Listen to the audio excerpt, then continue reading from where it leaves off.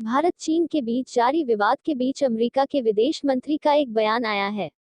गुरुवार को दिए अपने बयान में माइक पोम्पियो ने कहा कि अमेरिका दुनिया भर में तैनात अपनी सेनाओं की समीक्षा कर रहे हैं ताकि चीन के कारण भारत, मलेशिया, इंडोनेशिया और फिलीपींस के जैसे देशों के लिए जो खतरा उत्पन्न हो रहा है उससे निपटा जा सके। 2020 ब्रसल्स फोरम में एक सवाल के जवाब में पोम्पियो ने कहा, हम ये सुनिश्चित करेंगे कि पीपल्स लिबरेशन आर्मी से सामना करने के लिए तैयार रहें। हम समझते हैं कि ये हमारे समय की एक चुनौती है और हम ये सुनिश्चित करेंगे कि इसके लिए हमारे संसाधन सही जगह पर मौजूद हों। किन सैन्य टुकड़ियों की बात कर रहे हैं? अंतर्राष्ट्रीय मामलों के जानकार मुक्तदर खान के मुताबिक ये इशारा यूरोपियन एलाइज की तरफ है। अमेरिका ने दूसरे विश्व युद्ध के बाद जर्मनी और जापान पर कब्जा किया था। अभी भी दोनों ही देशों में अमेरिका की सैन्य टुकड़ियां मौजूद हैं। खान आगे बताते हैं, जर्मनी में करीब 40,000 फौजी हैं और 15,000 सैनिक बल हैं। यानी करीब 65,000 से 70,000 लोग हैं जिन्हें अमेरिका हटाना चाह रहा है। पहले ट्रंप ने उन्हें पोलैंड की तरफ भेजने की भी बात की थी।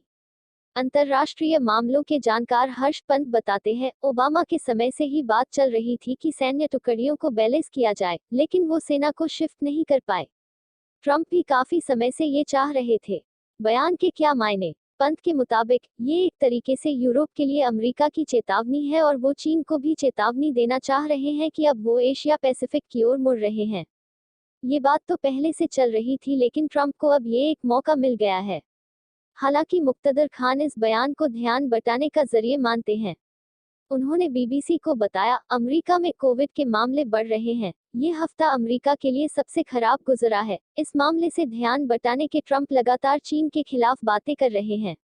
मैं इस बयान को उसी संदर्भ में देखती हूँ। खान आगे बताते हैं, जो सैन्य टुकड़ियां वहां पर हैं उनके पास न तो समुद्र में लड़ने की ट्रेनिंग है, न हिमालय जैसी जगहों पर लड़ने की। ये बिल्कुल भी गंभीर बयान नहीं है। खान भी मानते हैं कि अमेरिका मिलिट्री खर्चे कम करना चाह रहा है, लेकिन उनके मुताबिक किसी दूसरे जगह पर इन्हें नहीं भेजा जाएगा। अमेरिका कहां कर सकता है तैनाती?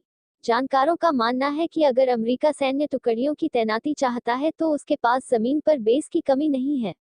इसके अलावा वो इसके लिए नौसेना का इस्तेमाल बड़ी मात्रा में कर सकता है। खान के मुताबिक सेंट्रल एशिया में अमेरिका ने ईरान को घेरने के लिए कई बेस बनाए थे, जैसे कि कजाकिस्तान और उज़्बेकिस्तान में। उस रास्ते से अमेरिका चीन के बॉर्डर पर आ सकता है। जहां तक उनकी नौसेना की बात है, तो अमेरिकी नौसेना की जो पूर्वी एशिया में उपस्थिति है, वो उस इलाके से सभी नौसेनाओं से बड़ी है। भारत के लिए क्या महत्व?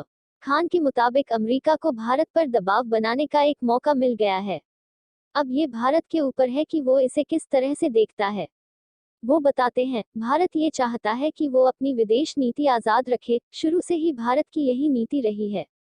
अगर भारत अमेरिका के इस दबाव में आता है तो विदेश नीति की आज़ादी खत्म हो जाएगी। भारत की डिफेंस पॉलिसी कैसी होगी, वो किस तरह के हथियार खरीदेगा और वो रूस से हथियार नहीं खरीद पाएगा। भारत क्या अमेरिका के सुरक्षा आश्वासन के बदले ये कीमत अदा करने को तैयार होगा? खान का मानना है कि मौजूदा सरकार ऐसा नहीं चाहेगी। खान बताते हैं, आपने ये भी बयान सुना होगा कि जो बाइडेन ने कहा है कि अगर वो राष्ट्रपति बने तो वो चाहेंगे कि भारत कश्मीर में अपनी पॉलिसी को वापस ले। उन्होंने एनआरसी और सीएए के खिलाफ भी सीधे तौर पर बयान दिया है। खान आगे कहते हैं, अगर अमेरिका में डेमोक्रेटिक राष्ट्रपति आ जाते हैं और भारत सुरक्षा के लिहाज से अमेरिका पर निर्भर हो जाता है, तो कई मामलों में अमेरिका का दखल हो जाएगा। ये भारत के लिए एक चुनौती होगी। मुझे नहीं लगता भारत की मौजूदा सरकार इतनी आसानी अपनी आज़ादी को खोना चाहेगी। खान इस बात पर जोर देते हैं कि निकट भविष्य में इस बयान का कोई असर नहीं होगा।